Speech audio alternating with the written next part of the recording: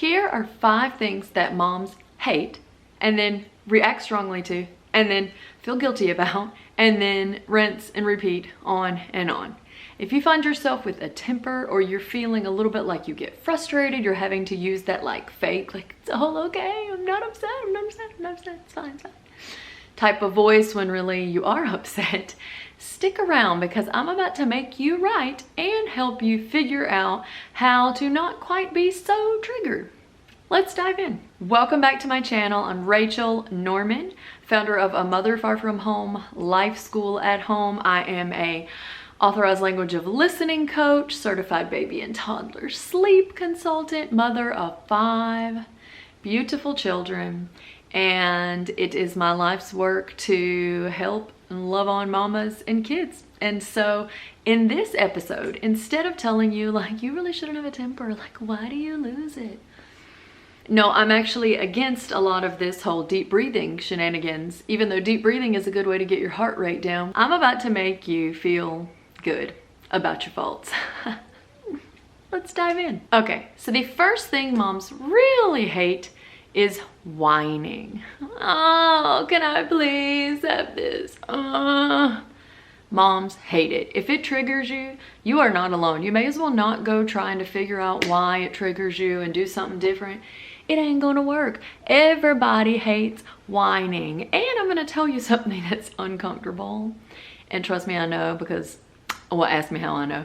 Because the more we hate whining, the more our kids whine.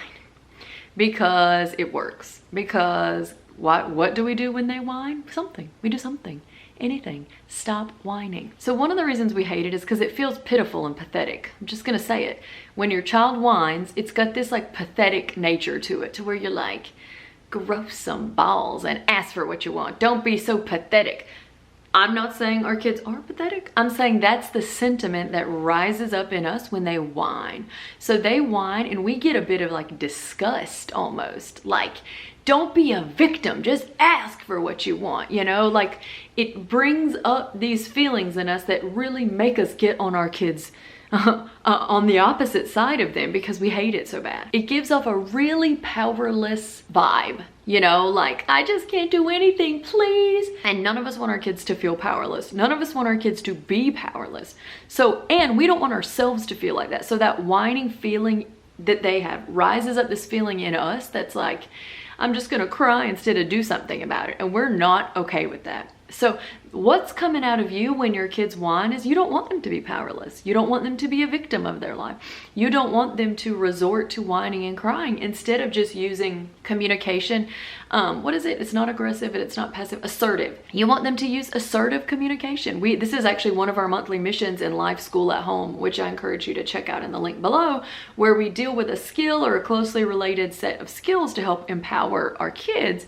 And assertive communication is important. It's not whiny. It's also not belligerent. It's in the middle. And so whining hits that spot where we're like, there's a better way that people like more. So if you find yourself hating whining, you're normal. If you find yourself responding quickly to your child when they whine, this is also normal. And it's probably why whining works. The second thing that moms really can't stand is when their kids harass and woodpeck and bargain and badger. I call it woodpecking. I've heard it called badgering. I think there's some other, you know, terms for it, but it's basically when your kid is just like over and over and over and over again. Can I have this? Can I have that? Can I have this? Please, please, please. You know, they're just asked and you said no, and they ask again and you're like, I said no, no. What did I say? What did I say before? And it's on and on. It's like this where they're trying to wear you down and get you to change your mind. That where it hits us as moms and why it bothers us so bad is because it feels like, did you not listen? I said it. Did you not hear me? Do you not care? Like, do you not respect me? Do you not respect my authority? These are the feelings that can rise up in us whenever they go to badgering. And that's what bothers us so much. In some ways, it's almost like we feel a bit violated. You know, we're kind of like, I said it. Where were you? You were here. You were right here. You didn't do it. No. So it rises up this feeling in us of like we had a, you know, like kind of like we had a fence up and somebody's just coming with a sledgehammer and banging on the fence, waiting for it to like crack.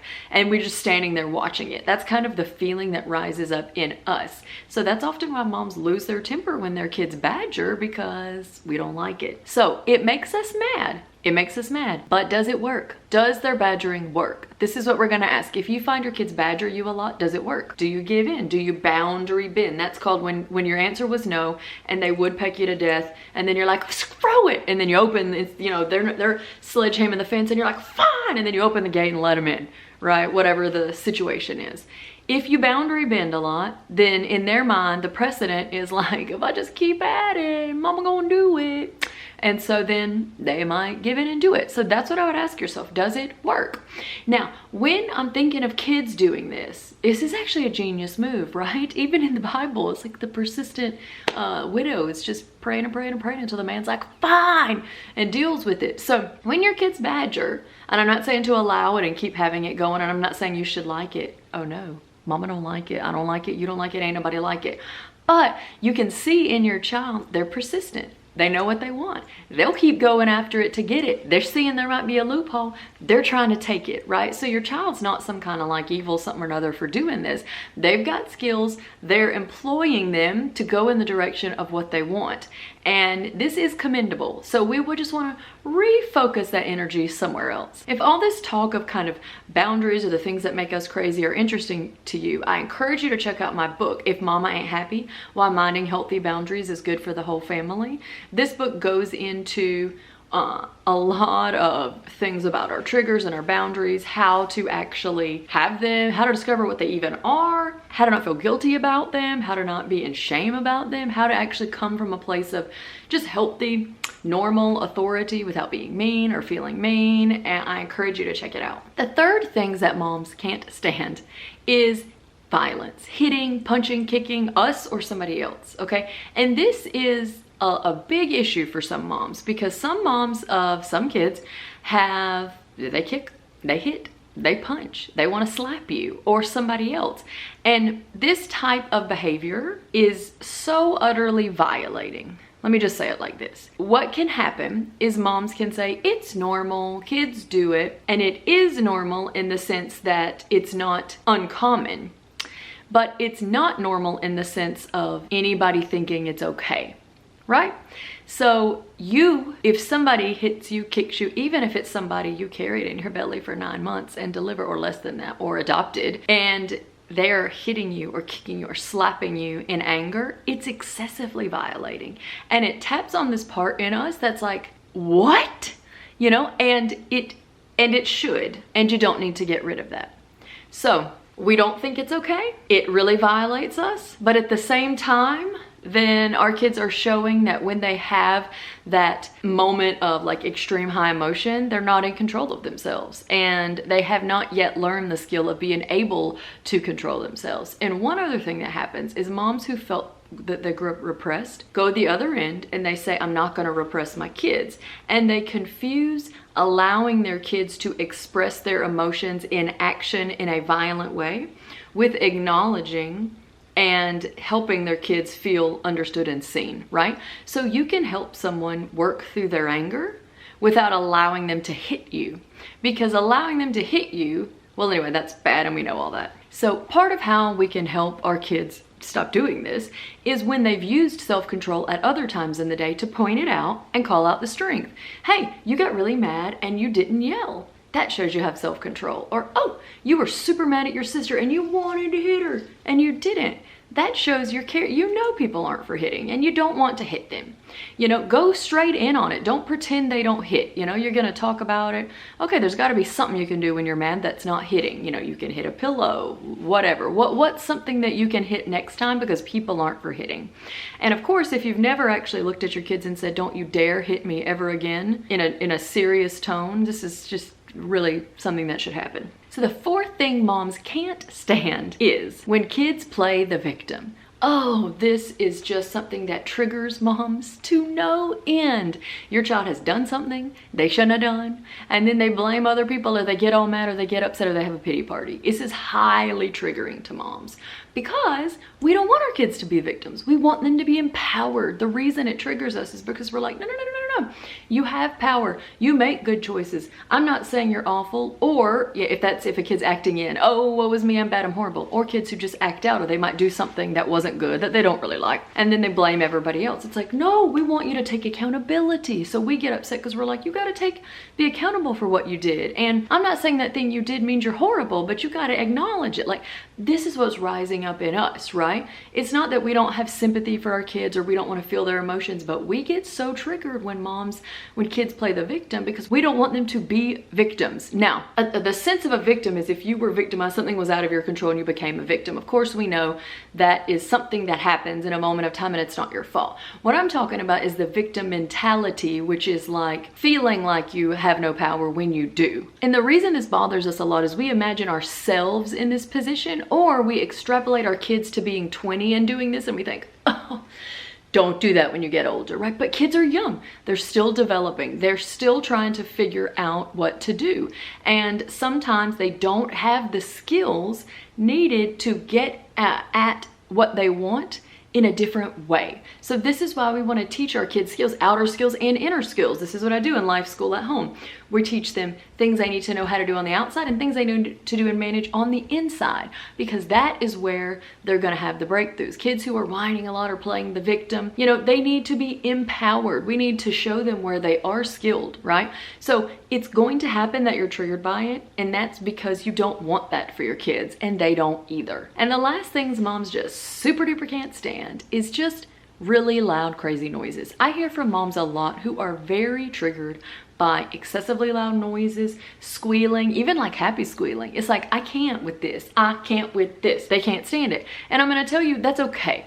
So you can have boundaries around noise. You can have boundaries around noise. It can be like, so if I do, and if they get too loud, I'm like, oh, big energy, take it outside. That might not be possible for you. You might be in an apartment, okay? So you'll have to find something that works for you. But there's a certain level of noise I can take, and when it gets past that, it's like my nervous system is hijacked by the noise. You know, I don't know if it's sensory issues or highly so a person, or if it's like a trauma history, who knows what it is. But all I know is that my nervous system can't cope with it. And so I actually get, if it's too loud, I have cortisol dumps, adrenaline dumps, I get angry, I get mad, I go into the whiny victim where I'm like, stop it, y'all are robbing my peace. So that's why before I get to that point, if the noise is crescendoing, then I'll put a stop to it. Okay, we're gonna go outside, okay, we're gonna do this, okay, we're not playing this game anymore, whatever, right? So now kids are gonna want to play loud. It's fun, it's actually exciting to be loud and really into it. It's why, you know, if you're at a ball game and you're like screaming for your team, it feels so good, right? That's what the kids are feeling when they're playing loud. It's giving them, it's meeting that sense, that need of experience. So it's not bad that kids want to play loud. It is how it is. It is okay. But it's also okay if you can't cope. And that doesn't mean they can never play loud. It means we're going to find appropriate times for that type of play. And if that time is not now, it's not now. If it's not bedtime, it don't need to be bedtime. And actually, if they typically really get loud a lot at bedtime, they're probably going into the second wind, which I have a whole free guide on that actually. How to turn second winds into wind downs. You can get that free guide below. I'll put the link in the description box. But if they're going into this wild, loud play in the evening, whenever they're actually needed to be calming down, it actually is increasing that not going to sleep energy, as opposed to being able to help them calm down. Okay, so I just want to encourage you, if you listen to this and you're like, all those things trigger me, you're not bad, you're not crazy, you're not abnormal, and you don't need to not care, right? On the other hand, you can see where your kids are doing it, why they're doing it. It's lack of skill, needing a little bit more help, needing you to help them facilitate their emotions. Maybe you need to have some boundaries around their emotions because they just are getting out of control and they don't know how to handle it. We never repress our kids' emotion, but helping validate what our kids are and where they're feeling doesn't mean we're allowing them to emotionally vomit on everybody. That's not really needed. You're not repressed just because someone doesn't let you rage, right? So if this was interesting to you, I mean, again, this is just how people work. If you like these how people work videos, make sure and leave a comment. And be sure to check out my next video where I talk about things that we often martyr. We often martyr ourselves in this way and make ourselves miserable. Be sure to check that out. It's not so you can be miserable, but so you can stop being miserable.